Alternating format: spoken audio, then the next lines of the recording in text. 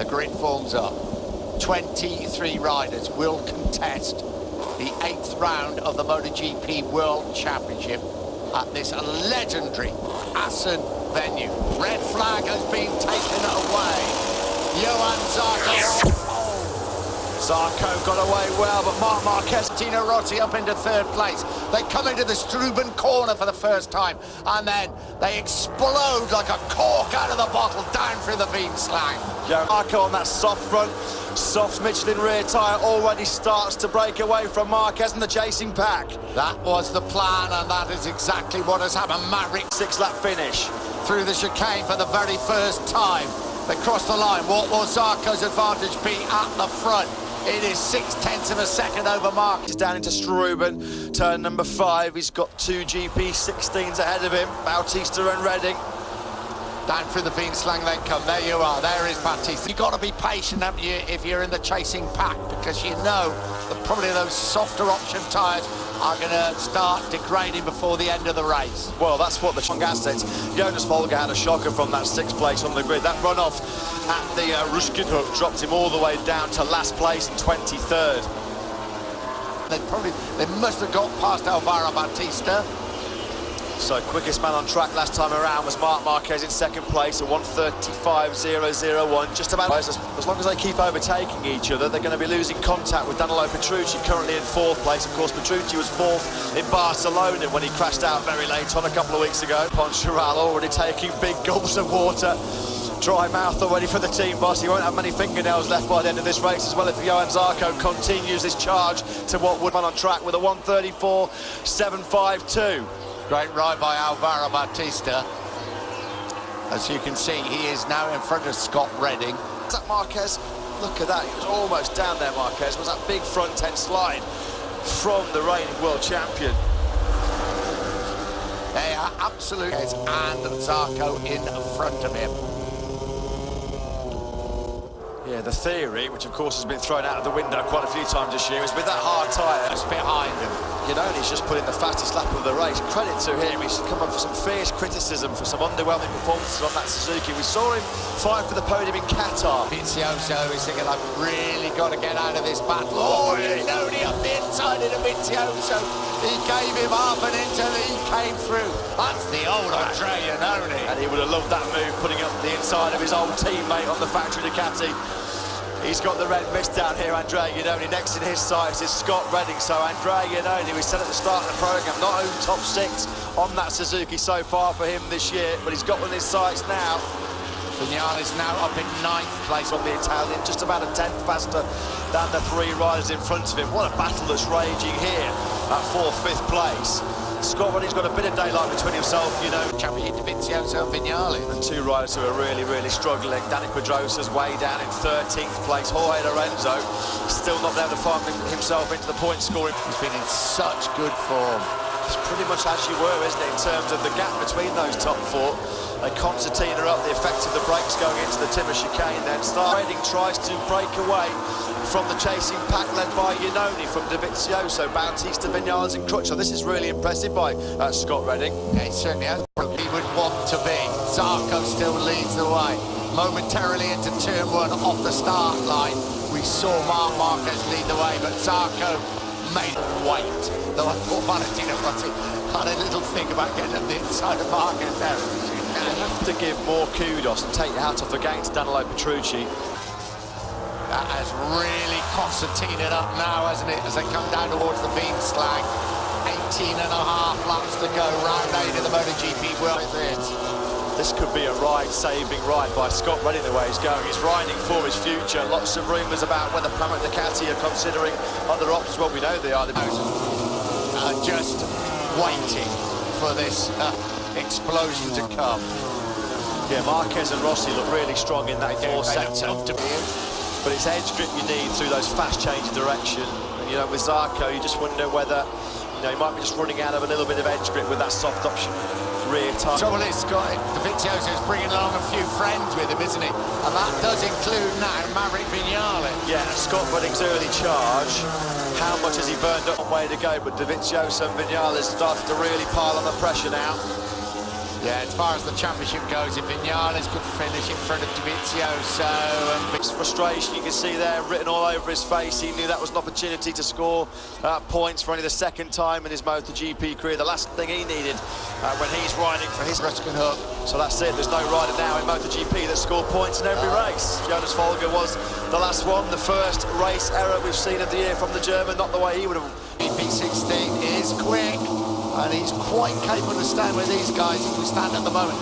Ready coming under real pressure. Dovizioso thinks about getting up inside of Vinales. Plastic and clinical Timber chicane move there on the brakes by Bautista, executed to absolute perfection. So Bautista back up into 7th place. Rossi's through on Marquez.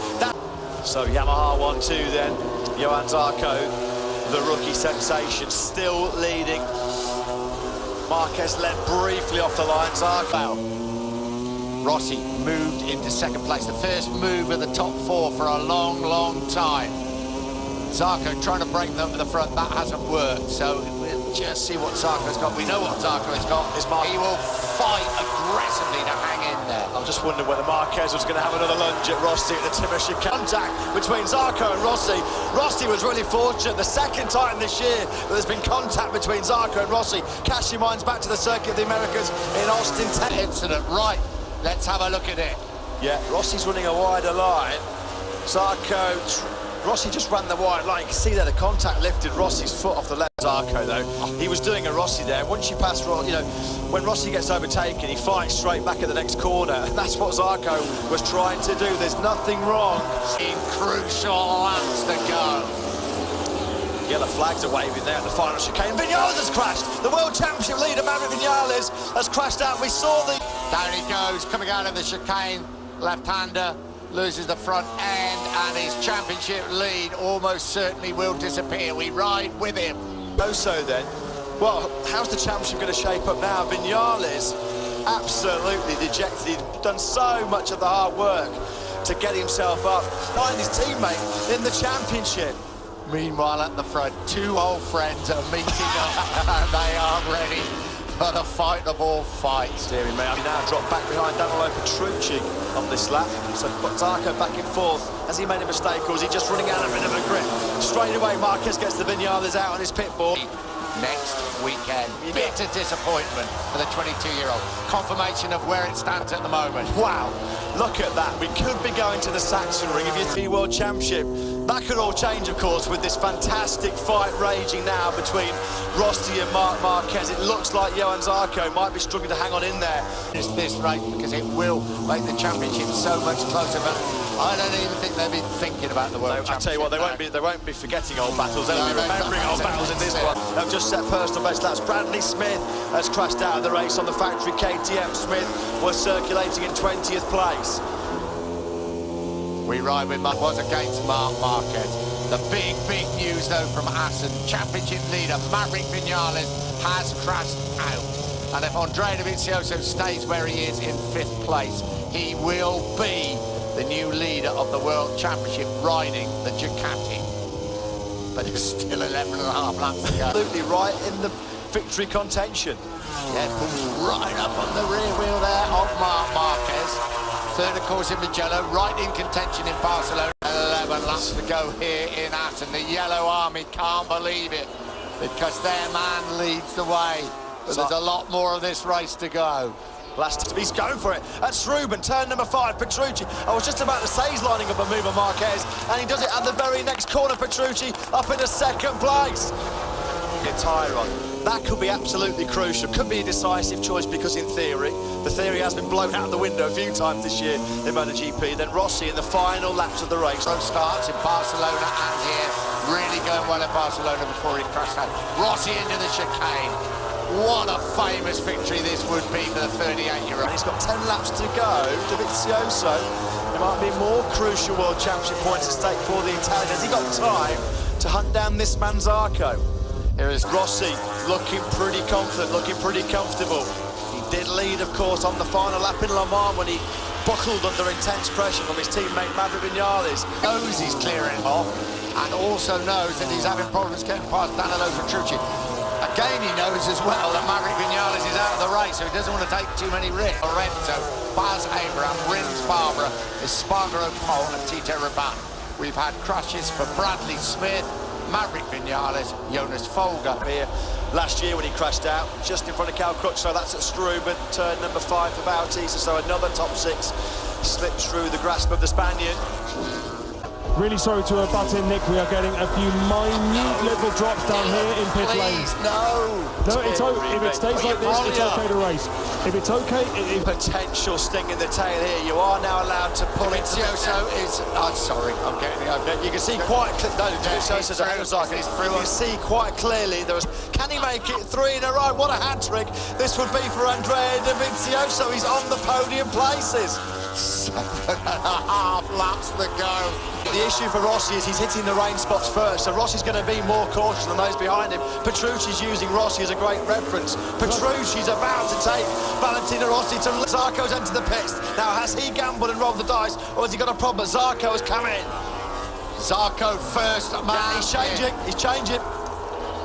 Does he? That's absolutely nothing to lose. Right back at the front, Rossi under real pressure now from Danilo Petrucci. Andrea Dovizioso also in the hunt. It's Italians 1, 2, 3, but it's Yamaha, Ducati. Got the feeling that Petrucci wants to make a move because he knows that Dovizioso is coming like a... Tino Rossi leads in at the start of lap 21. An all-Italian top 3 at the moment. Marc Marquez is not being shaken off. Cal Crutchlow is over the line in 5th. Petrucci out a little bit wide at the first. Lorenzo here. He's coming in for his bike swap. Those guys now need it to absolutely pour down with rain.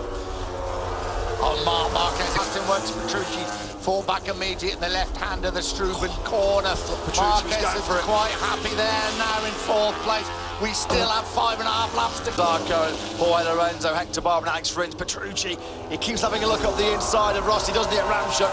He's going to have a lunge at the inside of the Timber chicane. Surely Petrucci will go up the inside. We'll just stand up and applaud.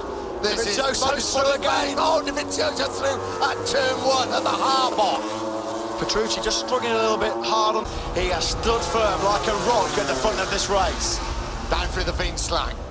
4 3/4 laps to go. Here comes Dovizioso. He definitely leading in wet conditions here 1 year ago. Oh, Petrucci, that was tight up at Mandemain. He keeps having a look up the inside of Rossi, but he can't quite make it through.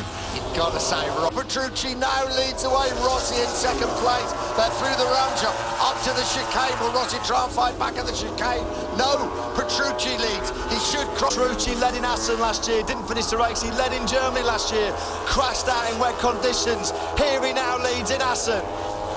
Danilo Petrucci chasing it. Oh, they're pulling away quite easily.